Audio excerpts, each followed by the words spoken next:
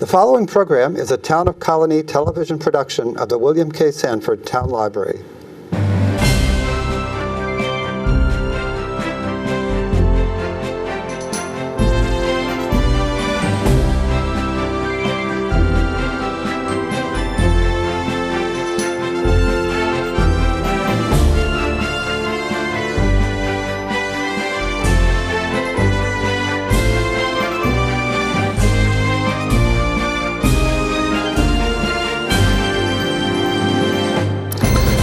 All right, welcome to Getting to Know You. My name is Joe Nash. Today we're going to be talking about the Albany Institute of History and Art, some current, ongoing, and upcoming events and exhibitions. We have with us Aine Leader-Nagy. She is the Public Relations and Marketing, Director? Associate, yeah. Any hat, yes. Okay, very good. Well, thanks for coming. We've talked many times. I guess I should say current and ongoing are probably the same thing, aren't they? With the well, this is unusual. We just opened an exhibition in the beginning of July that's looking at our Hudson River School collection, and we intend that to be a longer exhibition than some of our other exhibitions. So that is a current and ongoing. That's going to be there, you're telling me, for a couple of years. So this is a really big thing for you guys because the Albany Institute is known for its Hudson River School collection. You always have some out, you were telling me, you always got, you change them up with this and that, but you've never had almost all of them out at once. You have about 90, you have 80 something out, which is basically the whole collection. So what made you guys decide to, and this is the first time they've all been out at once, more or less? Or at least recently, in many decades? Certainly recently. Okay. One of the things that we have found when we've been working with our audiences, and especially the tourist population, is a real desire to make sure that they see the Hudson River School paintings when they come into the Hudson River Valley. Oh, okay. And so it's always a popular draw for tourists coming into the area, and we always try to have some on view in some way, either incorporated into an exhibition or maybe one or two small gallery spaces dedicated to the Hudson River School. But this time we're actually transforming one of our largest gallery spaces, the Hearst Gallery, into just Hudson River School landscape paintings. And our collection of Hudson River School material actually is quite broad. We have sketches, we have business diaries and record books related to the families of the artists themselves, but people are very interested in the paintings, and this is what this exhibition is focusing on, the paintings in our collection. Okay, and then it just opened the other day, July 8th. How was the opening? Well, we're actually having a party later in July for it, because we're actually, we opened that one last week, and then this week we're opening an exhibition called the Fashionable Portrait, and it's all on the same floor, and so we're going to celebrate all of them at the same time at the end of July. We'll get to that one. Let me go back to Hudson River School. Now, the Albany Institute, like I said before, has one of the most, would you say it's one of the most famous collections of? It's a very well-known collection of Hudson River School. And one of the reasons probably they've never all been out at once is you actually lend these to other museums all over, the country or the world? Well, actually, I know that some paintings have gone abroad for different shows, and we are always lending paintings for shows and collection items for shows nationally as well. And these paintings, some of them actually haven't been on view because they were at different places, like the Governor's Mansion. I know you were telling me for a while, and so we recalled them for this show. From the Governor's Mansion. Yes, we gave them replacement pieces to hang on their wall. So what museums around the country have you lend them to? For instance, one of the things, because our collection is so broad and doesn't just include paintings, it also includes some of these materials. For instance, like Thomas Cole, we have his naturalization card. And some of those pieces will actually be going down to New York City for an exhibition at the Met this fall, and will be on view there. And so our pieces are always traveling around. I'm trying to think of the last time one of the paintings was on view somewhere else, but I'd have to check in on on that. And just quickly, you keep mentioning Thomas Cole, but there's other. You want to mention a few of the other famous? Sure. Thomas Cole is considered the founding father of the Hudson River School art movement, but we also in our collection have works by Frederick Church, whose house actually Olana is in the Hudson Valley, and a lot of visitors will go to Olana and then come up to see us as well. Thomas Cole's house is in the Hudson Valley too, and is also a very popular site to visit. We have works by Asher Durand. We have works by Jasper Cropsey, the Hart brothers.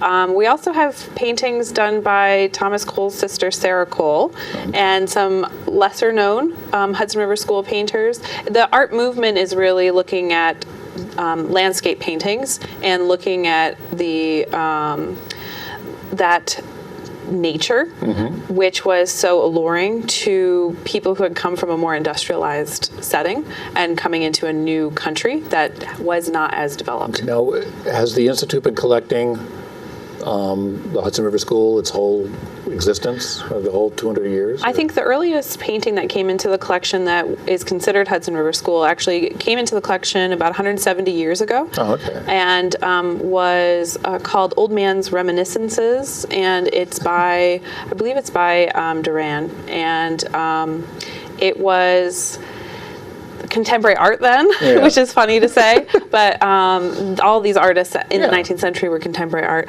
and so they came into the collection. The people of the city of Albany actually commissioned a work and purchased it for the collection, and so that's the earliest piece that was brought in. All right, and I was asking before we started because there's 80 something. Can you tell us? I asked you if they all fit. You were kind of went, well, did they just make it? It is a large gallery space. The curator decided to just use the perimeter of the room. Sometimes we'll build temporary walls to hold pieces, but this is just in the perimeter of the room. And they are stacked, depending on their size, within a reasonable, they call it cone of vision, which makes it comfortable for people to look at. And he actually arranged it in a way that is representative of a cyclical nature of progress. One of Thomas Cole's pieces looks at the evolution of the life cycle from infancy to childhood to adulthood to old age. And so when the curator was laying out the show, he actually starts with very raw nature scenes, undeveloped by man, and it moves into a more agricultural setting and industrial setting and more of the presence of man. And then he also includes some pieces that are looking at death and destruction or mourning and things like that. Are there any paintings of like urban settings or cities, or we do have are they off some in the background? They are. It's looking at how like a view of Albany is what the city looks like in the landscape setting by the Hudson River. And you might also get a farm scene where some of the artists start looking at they joke about how having more cows in their landscapes. Some of it was based on the popular tastes. And so as the population who was going to be consuming and paying for these pieces were looking for different topics and different scenes, the artists would adjust in order to, make a living. And I won't hold you to a date on this, but you said at the end of this, you're going to be putting together a big book or catalog of all 80 odd, and descriptions. The curator of the show is currently working on putting a publication together that will showcase the paintings that are in the collection. And I don't have a publication date for that, but I suspect it will be within a year. And again, like this exhibit is the first time they're all together. Will this be the first time they've all been in one book? That's the appeal of it, yes. Actually, it's one of the things that we don't have. I did bring with me a collecting book that we produced several years ago that looks at different things in our collection. The new one will be like that, only all the... I don't know if it's as thick as this one. I don't know the format of it, but it will be a publication that includes color, images, descriptions of the pieces, like the title, the artist, and things, but also commentary about how it fits into the context. Very good. So that's the Hudson River School collection. One of the first times they're all out, or almost all, 99% of them. And it's just opened July 8th, and this is going to be going on for a couple of years. The goal is to probably have it at least open for 2 years. So people can get down, so people have a lot of time to get down and see that. Yes, and the gallery has been freshly painted, so it really it's a like a claret wine kind of color, and with the gold frames, it is just quite stunning. People have been really excited to just even walk into the space because it feels transformed. Very good. So another new exhibit that just opens July 15th, and will be going to March 31st, 2018. It's a series of 14 paintings, and it's titled The Fashionable Portrait. Tell us about this little collection of and what it's all about. Sure. So one of the projects that we're working on for our fall exhibition is actually looking at 19th century clothing in our collection. The curator who's involved in that, her background is in fashion history and clothing textile history. And so she was actually looking at the portraits in our collection and thought that it would be an interesting way to show some of the portraits that don't get out very often, to look at them and see what the subject is wearing and how that reflects some of the fashion of the time.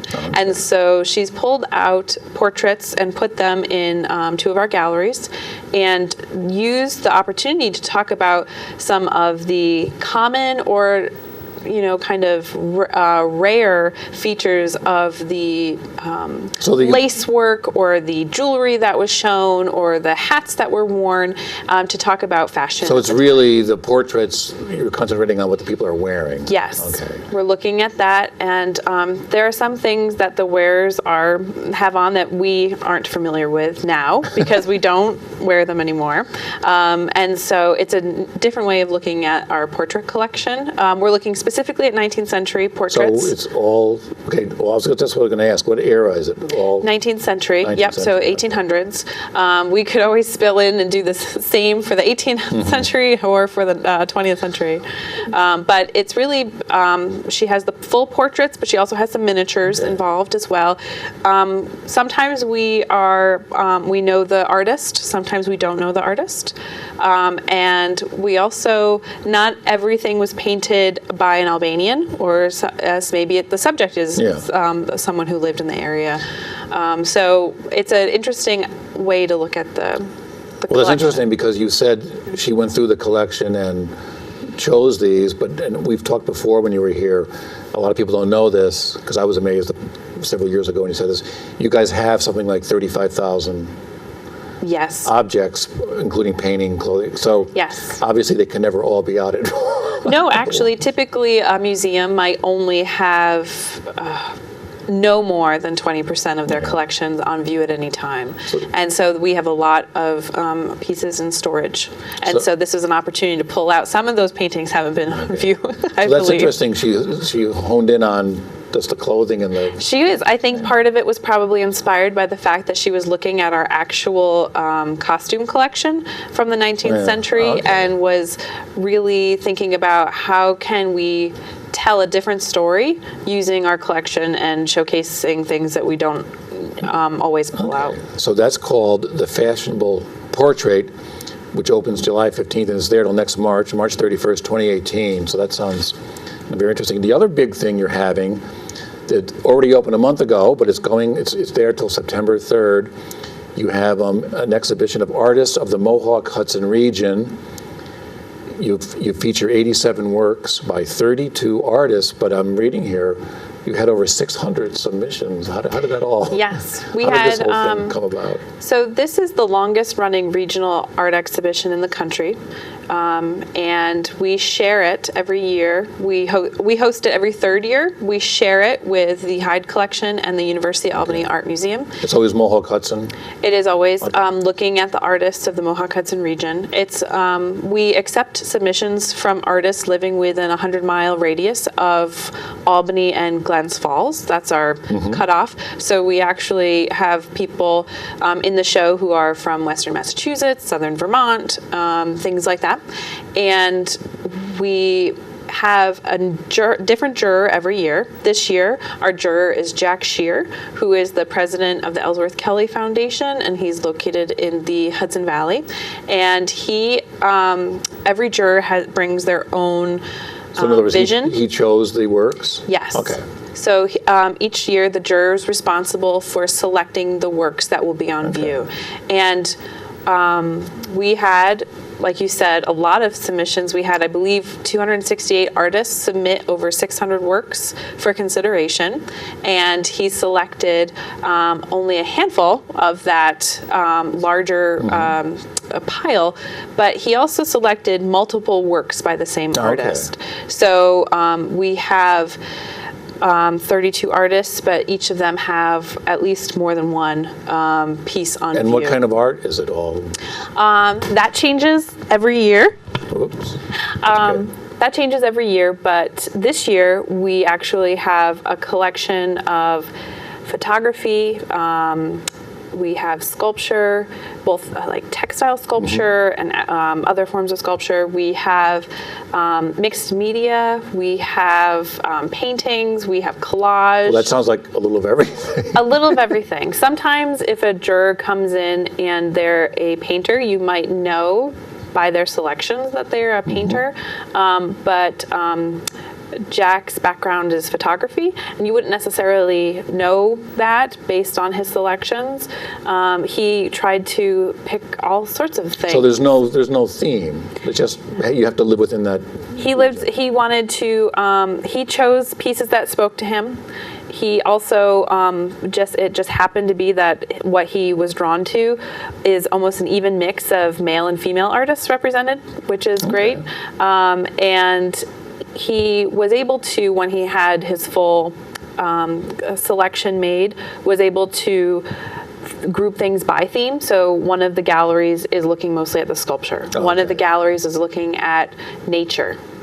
Some of the pieces might have trees or animals in it. And so he would then take it and actually curate a show out of the selection. Now, was that the last time you did this? Do you usually get that many submissions? Yes. Oh, okay. We've been fortunate enough to get quite a number of submissions each time. And sometimes it is a lot of works by a lot of different artists. And this one is probably a different feel to the regional than people have come to expect. So that's been up and running about a month as they were filming. How has it been received so far? It's been great. We had a very nice opening reception, and people were really excited to see the work. It's an opportunity to get a flavor of some of the contemporary art that's happening in this area. And one of the things that Jack did was also put the show in context for visitors. Like I said, we have a lot of people who are coming from out of town to the museum over the summer. They might not be familiar with the regional as people who are in the know tend to call it. And so Jack worked with our curatorial staff to pull past prize winners. So each year, the museum will select pieces for inclusion into our collection. And so we have pieces from these regionals that date back since the beginning of the regional. And so we pulled a wall full of examples of what was contemporary art in the 1950s or the 1980s in Albany. And so that was on display as well. So it gives some people some context about how the regional has impacted the collections of not just the Albany Institute, but the Hyde Collection or the University of Albany Art Museum. Okay, so you guys switch around every few years. Huh? So it just came from the Hyde. It will go to the Albany Albany Art Museum next time. Now this, I don't know if this is an exhibit or how this is highlighted, but you have it under here, a new acquisition. one painting, but you're titling it The Art Sleuth, The Hunt for the Story Behind the Portrait. Now, what is this all about? So one of the things that we do as a museum, and the way that we end up with over 35,000 objects and 1 million documents, is we're always collecting new things into the collection. And this was one of the recent pieces that came into the collection. But not everything is a tidy package of provenance or why we should be paying attention to items that are suggested for inclusion into the collection.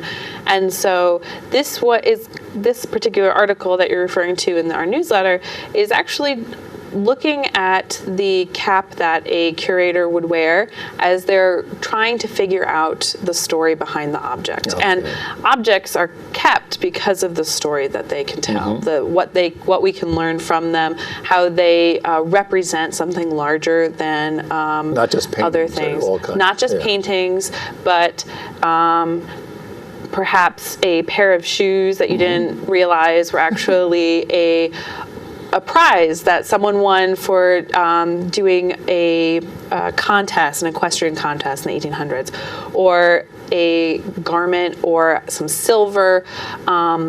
And those types of questions are the questions outlined actually in this article that's looking at, well, who is the person represented? Is the person the thing that we should be interested in? Is it the artist that we should be interested in?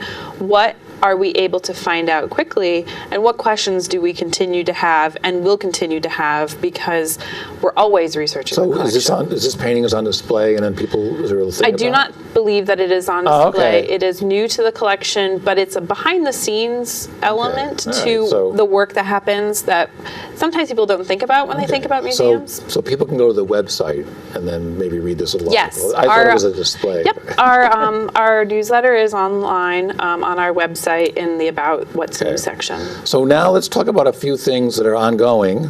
This one, there's still time to see. It ends on August 20th, but it's been there since, March? It's on the Erie Canal. It opened in March, right? It opened in March, actually. We were one of the first kickoff events, I guess, of the bicentennial celebration for the Erie Canal. The Erie Canal, it was the first digging of the Erie Canal started in 1817, and so New York State is celebrating the bicentennial of the Erie Canal probably through the opening of 1825. So we'll be doing this for several years, but it was an opportunity for us to pull out some of the Erie Canal related materials in our collection, which include some early maps, some... It says here, got original drawings, paintings, handwritten accounts of travel, published documents and all this. So, so they're on display in this. Yep, we have a new gallery that we're calling the Spotlight Gallery, and we're using it to talk about some more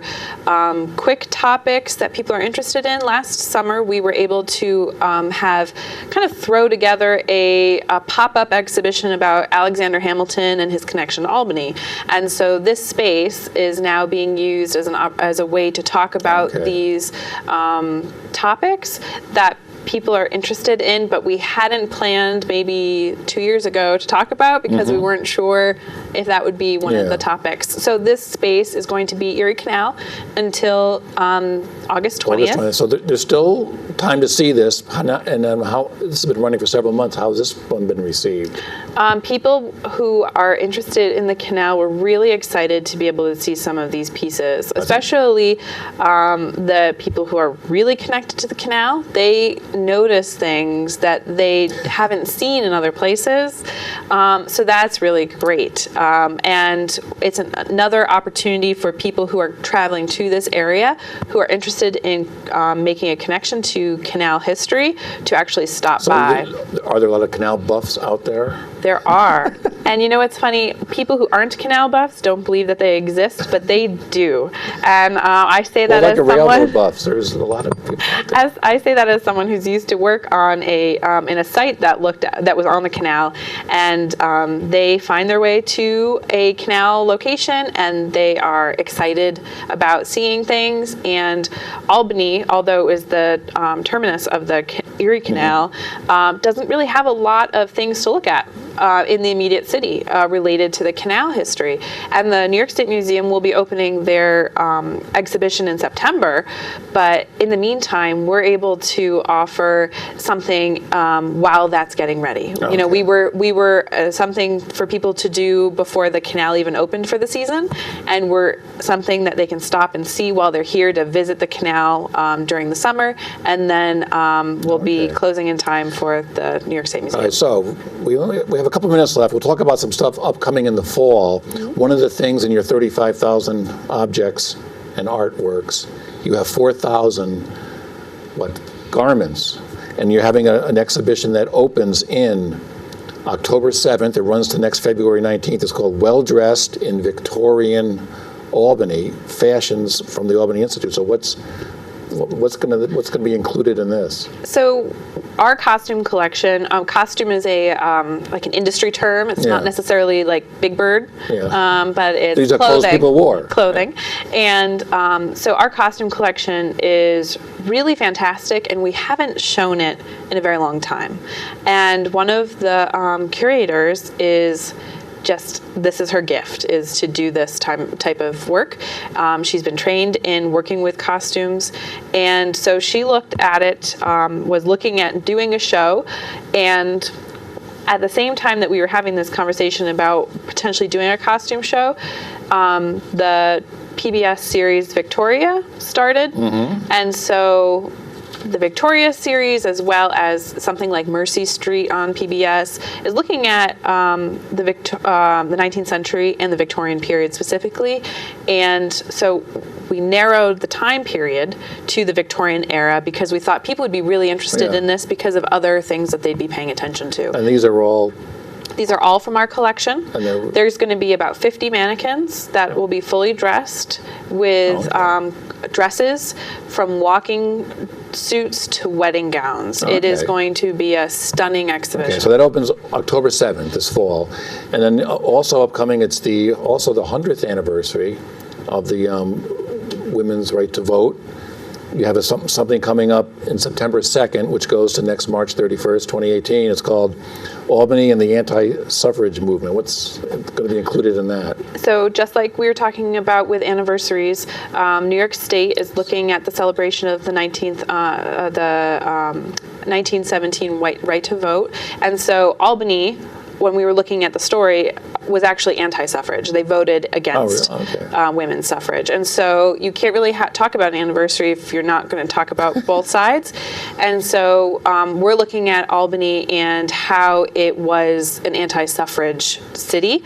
And we're also it's going to be open at the same time that the New York State Museum has their suffrage exhibition. And so it's going to be a nice complement to each other. And it's something that people have been very kind of uncomfortable with because they don't like the idea that Albany was anti-suffrage. And so we're just going to have the opportunity to talk about that. Well, very good. Well, I'm out of time. I didn't get to everything. Let me just say, if you go to the libraries, not the libraries, if you go to the Institute's webpage, it'll be on the screen here, there's all kinds of stuff. One thing I didn't get to in the fall, they're going to have a lecture on September 17th, 2 p.m., free admission on the suffrage that you were just talking about. There's also a lecture on Sunday, October 1st on Thomas Cole, which should be very good. So there's a lot going on down there. Look, I didn't get to half of this stuff. So go to the website. Anya, thank you for coming down again. And thank you. We will see you next time on Getting to Know You.